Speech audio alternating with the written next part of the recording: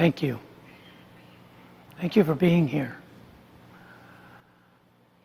I can't possibly communicate how deeply I mean that.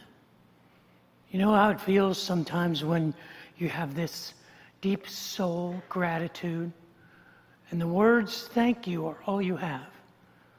And they seem to be insufficient because they really don't capture the fullness of your thanks, the fullness of your gratitude. So when I say thank you for setting aside the time. Thank you for thinking enough of your own spiritual journey to join us with ours. Thanks for being here. Because I fully appreciate what it takes. I understand you're under no obligation. There is no sort of moral obligation that requires you to be here.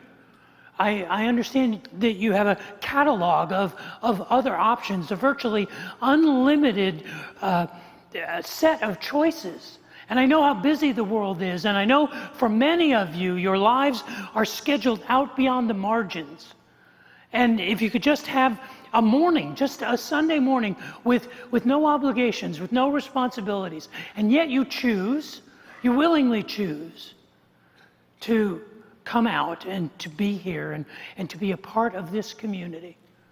And for many of you, you choose not just to be a part of this community on Sunday morning, but you connect in groups and you do life with others and you build purpose and meaning in your relationships through this place. And for many more of you, you take these blessings and you share them in the community. And what begins in this moment on Sunday morning actually goes out from this campus and changes lives, and I believe begins to change the world. So thank you for being a part of that. But even as I say it, even as I say thank you, I recognize that those words are hollow. That I struggle to really communicate how deeply grateful I am. But I want to put a pin in that for a minute. And I want to return to last week, to the formula that I gave you, that I suggested is a formula for rising above regret. We've spent the last few weeks talking about the unavoidability of regret. We live in a world, and part of the human experience is that we accumulate failures and disappointments and regrets. And regret is unavoidable, but it's not unredeemable. And I suggested this formula for rising above regret, and I made a serious miscalculation. I miscalculated how many math nerds are in this congregation. I completely, just totally miscalculated. You think I would realize, because this is a very bright group. This is a very highly educated community. And we have physics professors and chemistry professors and people with advanced degrees in economics and finance and advanced mathematics. And there are some of you who just like math. You just do it to relax. You do Sudoku before you go to bed. You play three-dimensional chess. You do long division in your head. And I forgot, I just completely miscalculated that there were many of you who read this formula and went, that is gibberish. And there are some of you who actually came and you told me and said, Dave, we love you, but stay away from the calculus, because this makes no sense at all. And I want to tell you this morning, excuse me. Because this makes sense to me. This makes perfect sense to me. You may say, well, it doesn't make math sense. Don't care. Because this really captures this idea, for me, that we can rise above regret. That regret is not unredeemable. You see, this formula is based on some ancient advice that has stood the test of time, 2,000 years. It was advice that the Apostle Paul, no mathematician himself, but a good theologian, gave to the young church in Philippi in the first century. And he began by saying, "Rejoice in the Lord always. Again, I say rejoice." And that's represented by this first part of the equation. The J represents joy. And I know if you're a mathematician, J represents the square root of -1 in theoretical physics. And I understand that, but let's just say that represents joy. But joy, if you break it down, is really kairao, which is the Greek word, and I know X or chi, that's the first letter of the word, and H represents hope. And what joy really is a multiple of this idea of kairao, this optimistic view of the future, and hope. That's what joy is, and that's represented here. And we add that to the theta, which represents grace, or it represents God. In Philippians chapter 4, it says, "Let your gentleness be evident to all." And gentleness is an expression of grace. It is the incarnation of grace. And grace is love and faith. Love over faith. It is this manifestation of grace that we call gentleness. And these two things added together help us to rise above regret. But the multiple of this is what he says in the next verse, where he says, "Do not be anxious about anything, but in every situation, by prayer and petition, let your requests be made known to God." The pi, and I know that's a mathematical representation, is a geometric representative of pi, but this means prayer over anxiety. And if your intimacy with God is provoked by anxiety and it provokes you to pray, you get a positive number, and that multiplies the joy and the gentleness. And so today we come to the element that is inserted in the equation, where he says, "Do not be anxious about anything, but by prayer and petition, with thanksgiving, make your requests known to God." And it's the power of this. It's the power of thanksgiving, the power to change our lives. And thanksgiving is the entry point. I think it's the entry point for this equation. It's kind of the known commodity, because we all know how to give thanks. It's where we begin the journey to overcome regret and anxiety and fear and doubt and disappointment and the struggles of life. It begins here. And there's power there.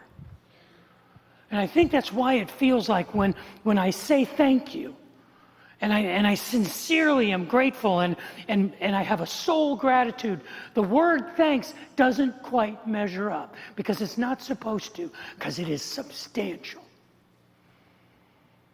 And today I want to talk about the power of radical gratitude, the power of proactive thanksgiving. The power that it has, not just to change our lives, but to change the world. But before we talk about that, would you pray with me? Father in heaven, thank you for this opportunity we have to come together every week. May we never take that for granted. May this always be the best of us. May we find in these moments the true gratitude that lifts us above regret. Pray that for myself and for my family, for all of us here. For I ask that in Jesus' name. Amen. For about half of my adolescent life, I did what many of you probably did. I worked odd jobs. I worked part-time jobs. I worked summer jobs, minimum wage jobs, to put myself through school, to indulge my automotive addiction and to just have cash in my pocket. I probably worked from the time I was 14 to the time I was 28. I worked, 25 or 30 different part-time and summer jobs. And one of the jobs that I had for 3 summers was I worked at a fast food restaurant. It was a little root beer stand. It was called Stewart's Root Beer Stand on Route 22, just in western New Jersey. And it was only open in the summers. And it was run by a semi-insane alcoholic guy named Ned, who I really liked Ned, but Ned would sleep most of the day.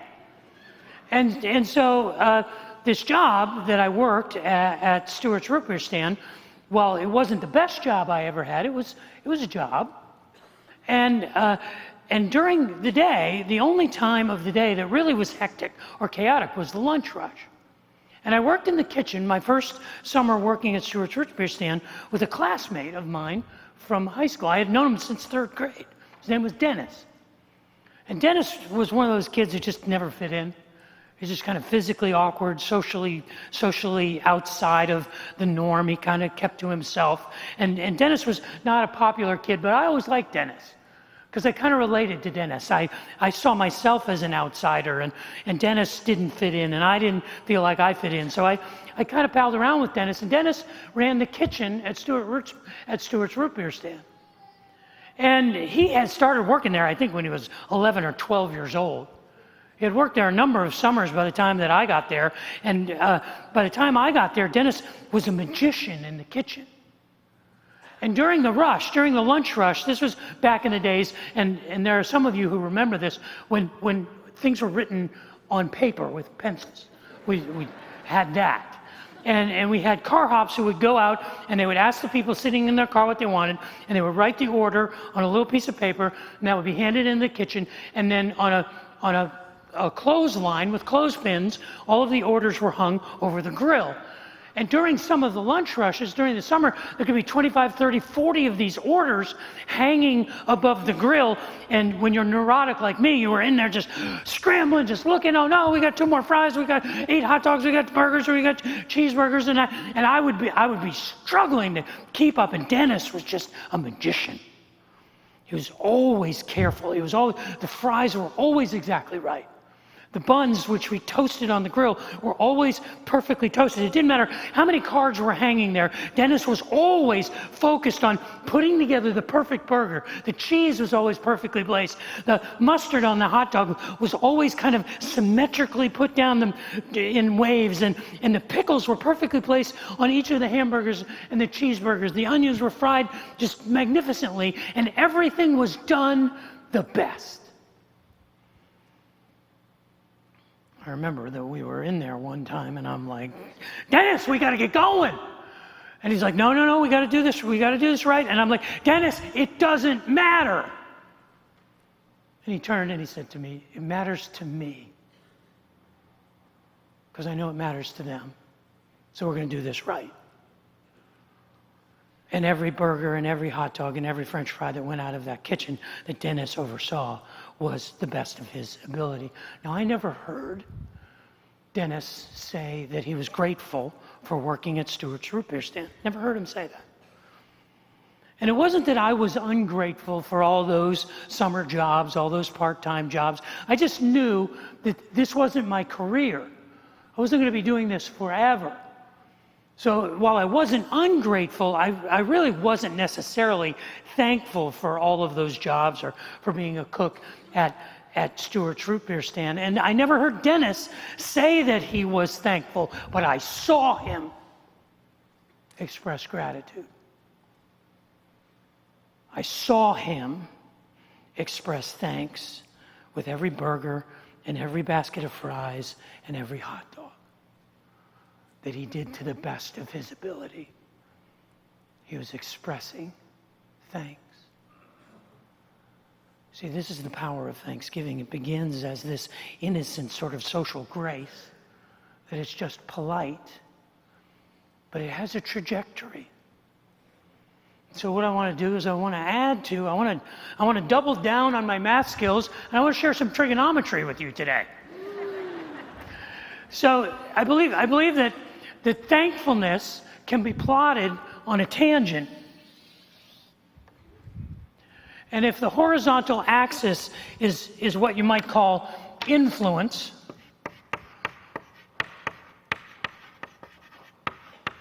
the vertical axis is what you might call benefit or blessing. So that the more you're over this way, the greater the influence. The more you're this way, the negative. The higher, more positive, the lower negative.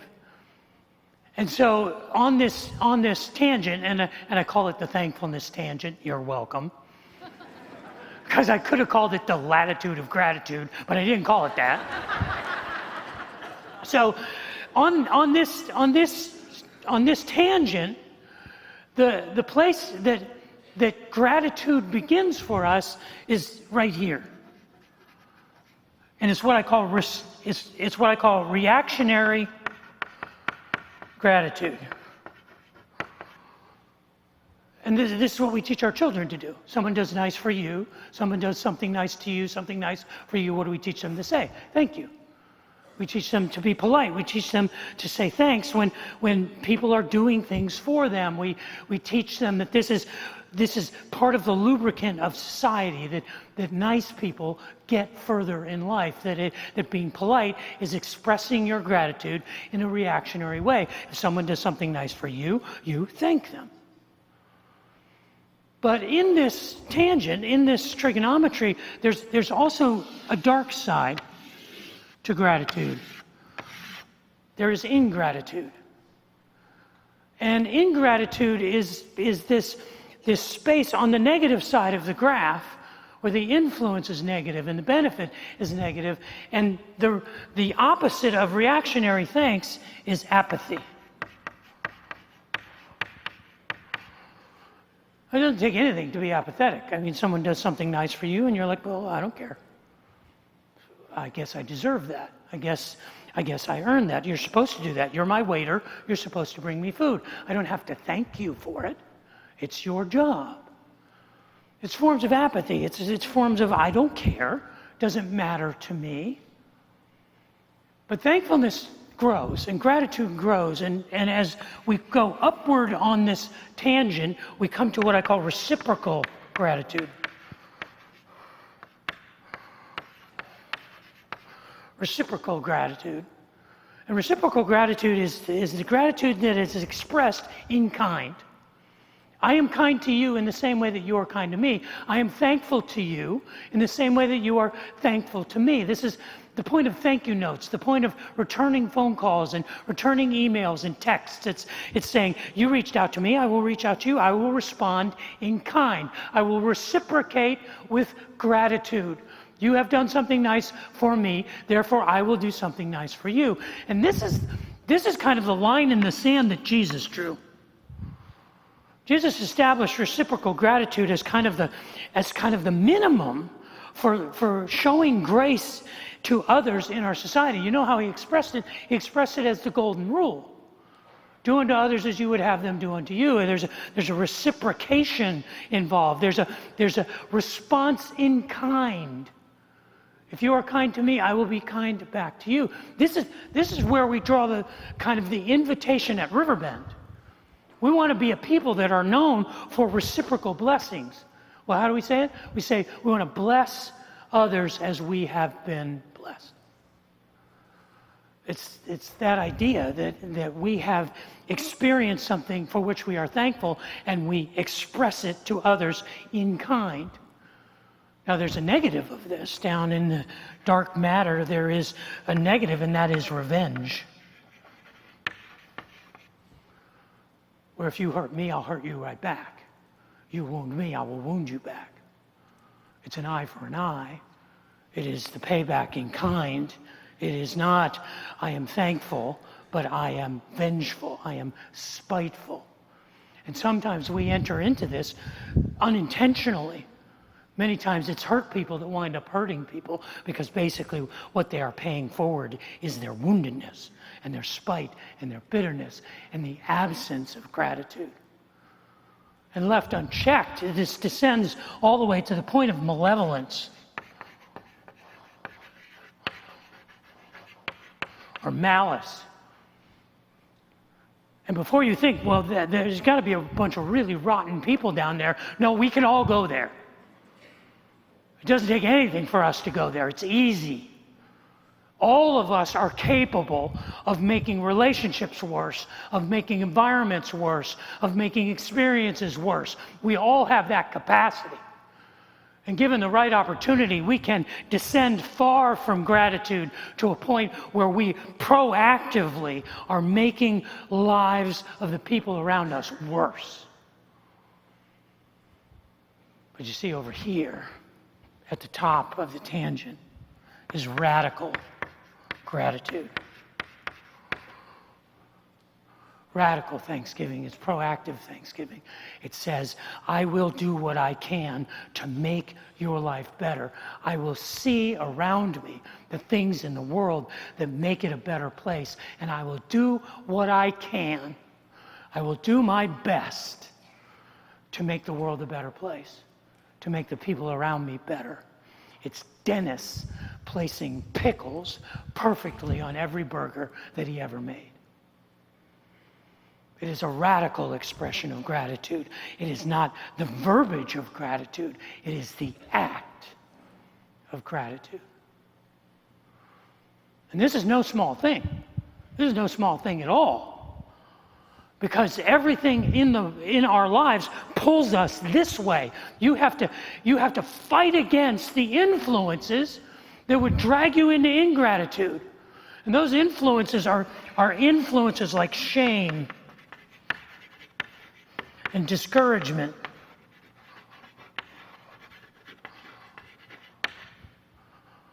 Because we think, well, what I do doesn't matter. It doesn't matter whether I'm grateful or ungrateful. Nobody cares about me, but I'm insecure. You might as well just ignore me because I can't make a difference. I have nothing to offer. And those messages are constantly seeded in our souls. There's another influence you have to push against, and that's envy. Envy and jealousy and resentment.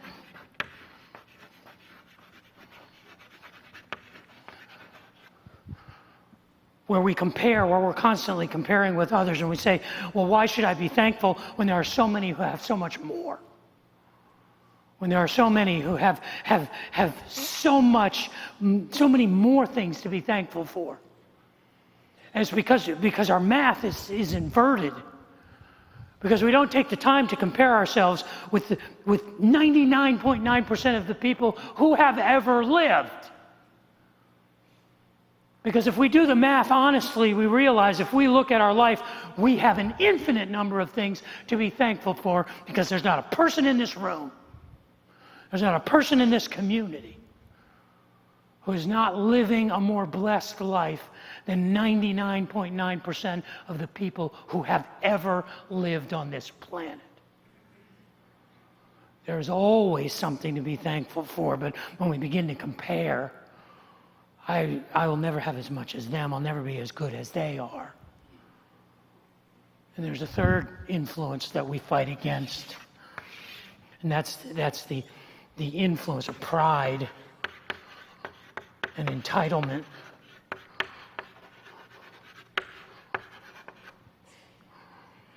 You know what that sounds like?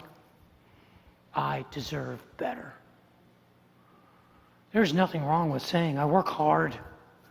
I do my best. The things that I have in my life are because I have invested, because I have sacrificed, because I have made intentional efforts.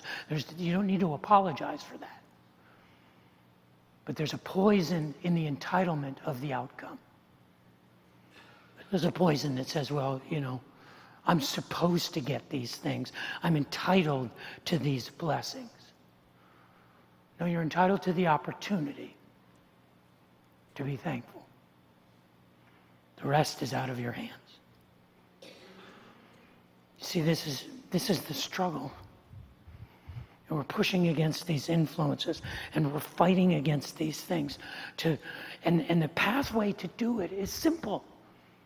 You just look at the things you can be thankful for. You count your blessings. You begin to identify the things in your life that are good. And you begin to climb this ladder to a place of radical generosity. And what social scientists tell us is that there's a correlation between people who head this direction and people who are popular and people who are influential and people who are successful. And we shouldn't need social scientists to tell us that. Who are the people you would rather be around? The people who are looking to make the world around them a better place, to make the people around them better, or the people who are looking to make it worse, to make life harder? Who would you rather be around?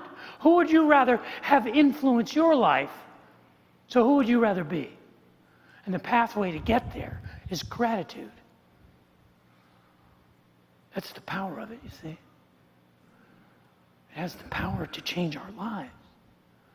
It has the power to change our families. It has the power to change our communities. It has the power to change the world. If we will intentionally, proactively, be radically grateful.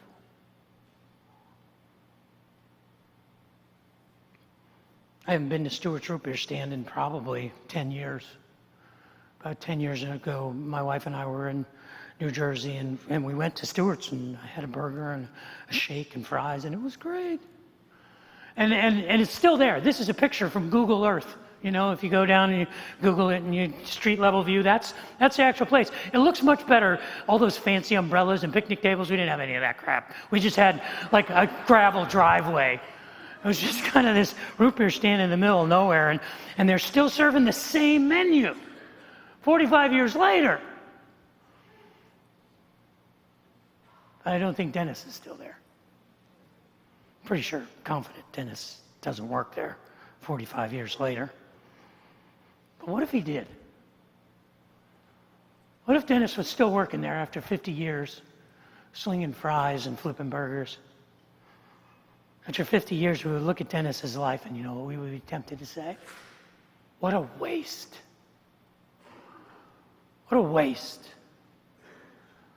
This guy was just back there over a grill, making his living creating fast food. Or we might look at his life and recognize that every hot dog and every hamburger and every order of fries he cared about. And he did his best. And he put the pickles on there just perfectly, hundreds and hundreds of thousands of times. Because it mattered to him, and he knew it mattered to them. And all the snotty-nosed little idealistic teenagers who came to work in the kitchen with them, he taught them the same thing he taught me. That when you do your best, it matters. That when you do your best, you may not be saying thank you, but you are expressing and living thanks. Because even though I never heard him say he was thankful for that job, he said it every time he made a burger. That's the power of it, you see. That's why this is so powerful. Because it's easy entry. It's accessible. Just be thankful. Just say thank you to the waiter who refills your water. Just be thankful for the clerk who checks you out at the H-E-B. Be thankful for the opportunities that you have. Look for the ways where you can make the life of the people around you better, not worse. It's a simple entry point, but it's unlimited in its capacity to transform us and the people around us. It's powerful when we don't just talk and say thanks, but we live it. So that's this equation. And this equation comes to a point right here, and I know, Dave, leave it alone. You've already dug yourself into a math hole, so what do I have to lose? Here's the point. Next week, this is for all you math nerds to chew on. Is this the best way to express this equation? Or is it this? Or maybe, is it this?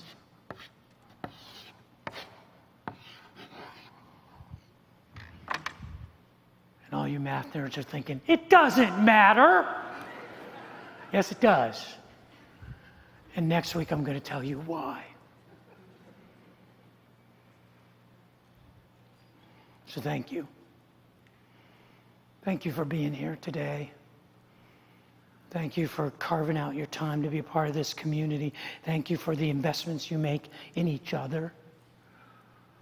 Thank you for the way that you pay your blessings forward to our neighborhood, to our community, to our city, to our nation, to our world. Thank you for that. Always know that I am always grateful in a way that words will never capture. For you carving out the time to be a part of this community, for you sitting here this morning or any morning. And the words that I have will never be enough. So the only way I know how to truly say thank you to you is to promise you that every time you are here and every time I am here, you will have my best. That you will get the best of me every time. And I realize that my best is far from the best, and that even my best at times is just the best I could do. But I promise you, you will always have my best, because it's the only way I really know how to say